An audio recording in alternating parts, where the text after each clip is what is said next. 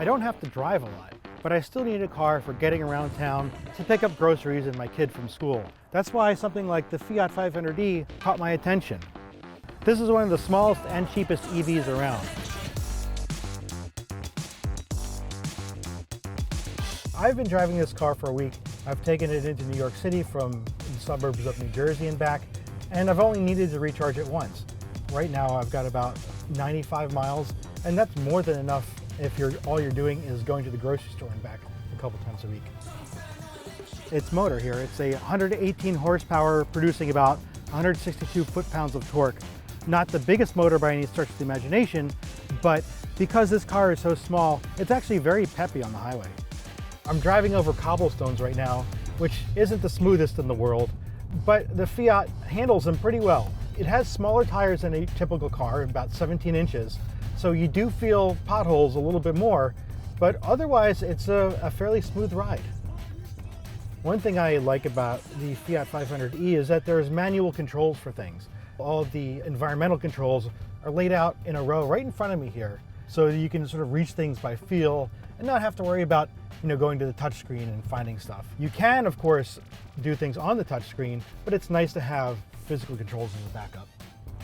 One of the things I really like about the Fiat 500e is a little shelf that's right underneath the dashboard here, and you can slot your phone in there and it'll automatically recharge your phone if you have wireless charging.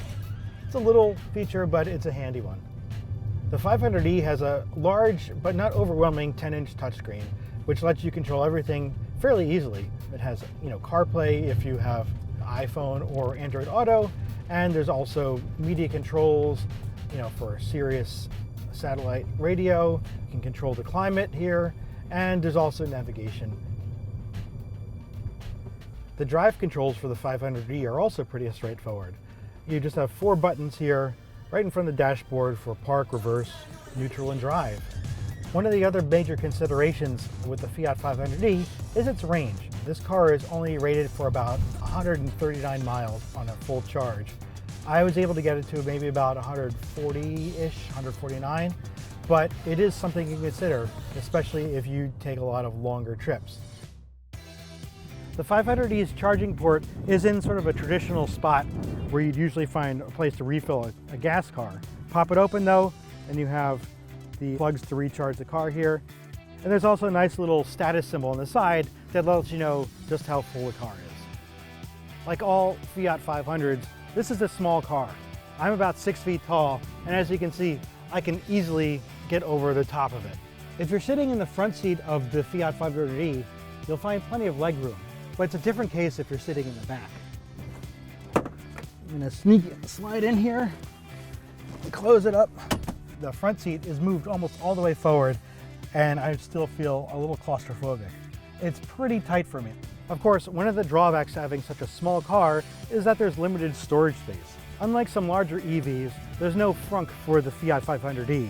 You've got room for maybe 2 carry-on suitcases, but not much more. Back seats do fold down, but if you're doing a large Costco run, you'll probably need a larger car.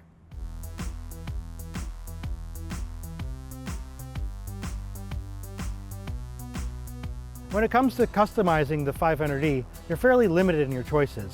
Fiat offers the car in white, red, black, and sort of a mist gray, but there's not much more you can configure in terms of like motor, for example, or tires, or trim packages. As you can see, it has a nice, 500 styling logo on the front here.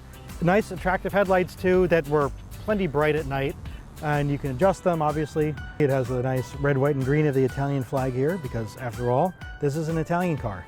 The styling of the Fiat 500e is simple but elegant. I do like on the seats here, it has the Fiat logo stitched into it. There's a nice sort of fabric dashboard here.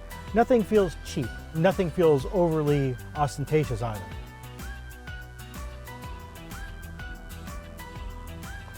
So that's a look at the Fiat 500e.